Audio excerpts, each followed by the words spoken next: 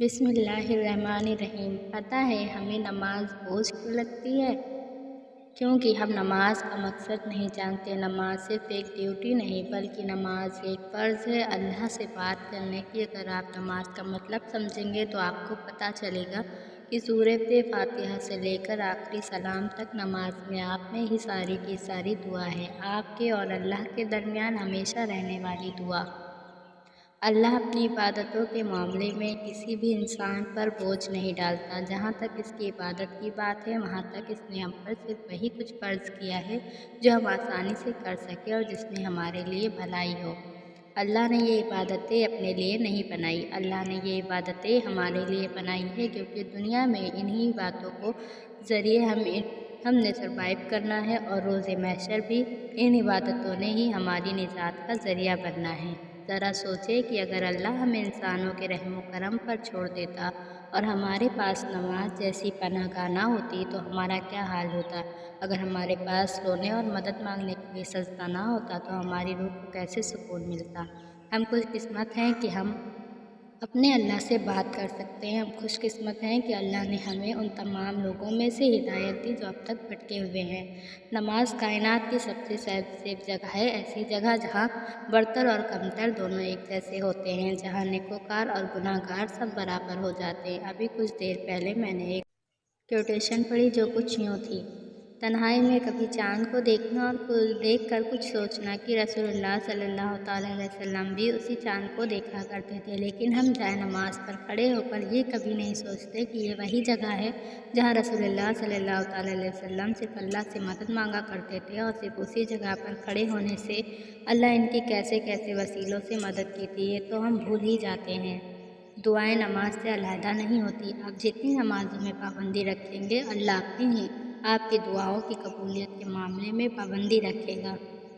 तो अगली दफ़ा जब आप जाए नमाज पर खड़े हों तो ये सोचकर खड़े नहीं होना कि हम अल्लाह से बात करने के लिए आए हैं, बल्कि ये सोचना कि वो हमें सुनने वाला है, वो हमसे बात करने वाला है। आपके लिए बड़े एजाज़ की बात है कि वो ज़ात जिससे बात करने के लिए बड़े बड़े इबादत गुजार तरसते हैं, वो आपसे खुद बात करने के लिए आया है। आप अगर ऐसा सोचेंगे तो आपको नमाज कभी भी भारी नहीं लगेगी, बल्कि नमाज आपके लिए आसान कर दी जाएगी। बस एक दफ़ा कोशिश करनी पड़ती है पाँव को जाए नमाज पर खड़ा करने की, फिर अगली दफ़ा आपको आपका दिल जाए नमाज पर ला खड़ा करता है। अल्लाह आजमाइश बहुत पसंद लगता है। वो तुम्हें इतना ही आजमाता है जितनी तुम में हिम्मत होती है। वो तुम्हें बस इतना ही गम देता है जितना तुम सह सकते हो, वरना आजमाइश तो बस तब तक रहती है जब तक तुम अपनी सबसे प्यारी चीज़ अल्लाह के हवाले नहीं कर देते। बाकी सारे इम्तिहानात तो तुम खुद से लेते हो, इन हकीकतों को बदलने के लिए जिन्हें अल्लाह के अलावा कोई नहीं बदल सकता। ज़िद से नहीं, कुछ कहानियाँ सब्र से मुकम्मल की जाती हैं। नामुमकिन पर मायूस नहीं होते बल्कि दुआएं की जाती है। तो फिर क्यों हो इतने उदास। जो चीज़ें तुम्हें बेसुकून रखती हैं उन्हें अल्लाह के हवाले करके खुद इन चीज़ों से बेखबर हो जाओ। हर चीज़ तुम्हारे बस में नहीं होती, लेकिन यकीन रखो कि जिसके बस में है वो तुम्हें बेबस नहीं रहने देगा। हर दफ़ा मुक़द्दर से लड़ना बेहतर नहीं होता, क्योंकि कुछ जंगें हार कर जीतनी पड़ती हैं। बस उसके कुन का इंतज़ार करो और मुतमईन हो जाओ, क्योंकि इसकी देरी का सिला बहुत ख़ास होता है। अगर अल्लाह ने तुम्हें अपने करीब लाने के लिए तुमसे कुछ दूर कर रखा है तो जान लो कि अल्लाह ने तुम्हारी दुआओं को कबूलियत के लिए चुन रखा है। तहज्जुद में छिपा है कुन का राज। तहज्जुद से तकदीरें बदल जाएंगी। रातों को उठकर अल्लाह से मांगो तो सही। तहज्जुद की नमाज वो वाहिद नमाज है जो मुअज्जिन की नहीं बल्कि दिल की अजान पर पढ़ी जाती है। जिसके नसीब में तहज्जुद का सजदा लिख दिया गया, उसके नसीब में अल्लाह का प्यार लिख दिया गया।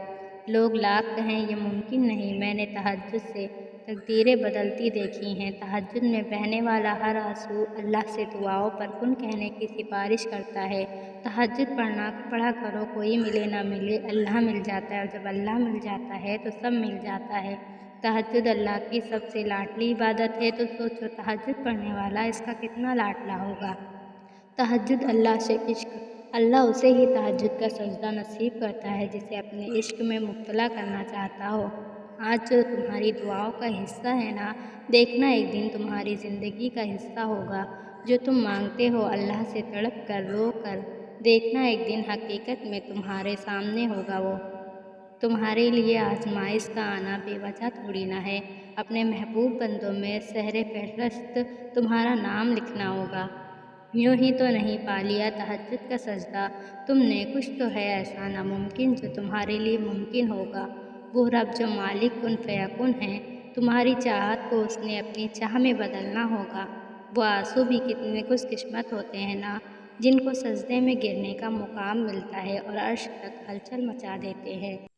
کبھی کبھی تو درد اتنا شدید ہوتا ہے نا کہ جائے نماز پر کھڑے ہوتے ہی ضبط میں پھنسے سارے آنسو آنکھوں تک پہنچ جاتے ہیں، اور پھر سجدے میں جاتے ہی ایسے چھلک جاتے ہیں جیسے صدیوں کا بوجھ ہو اور بس بہنے کا مقام ڈھونڈ رہے ہوں۔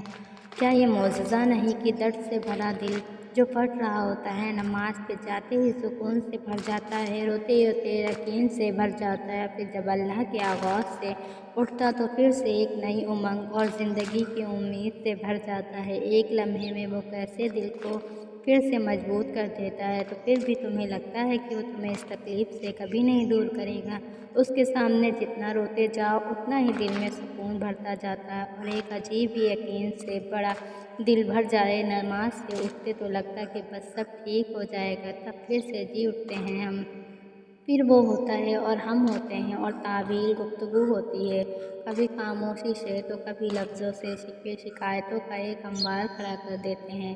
پھر وہ خاموشی سے سن کر مسکراتا ہے۔ وہ طویل سجدے اور ان آنسوں میں جتنا درد ہوتا ہے نا، وہ کوئی نہیں سمجھ سکتا۔ تب وہ ہمیں رب کا سہارا ملتا ہے، تب وہ ہمیں بتاتا ہے کہ اب میرے پاس آ گئے ہو سارے دکھ دنیا سے چھپا کر، تو اب میری طاقت کے معجزے دیکھو، اب دیکھو کیسے تمہارے دل کو مطمئن کرتا ہوں۔ جانتے ہو معجزے کیسے ہوتے ہیں؟ جب تم اللہ پر اندھا یقین رکھتے ہو اور جلد بازی نہیں کرتے، تب اللہ تمہارے لیے چھوٹے چھوٹے ذریعے بناتا ہے، پھر وہ چھوٹے چھوٹے ذریعے ہی تمہاری دعاؤں کی قبولیت کی طرف لے جاتے ہیں۔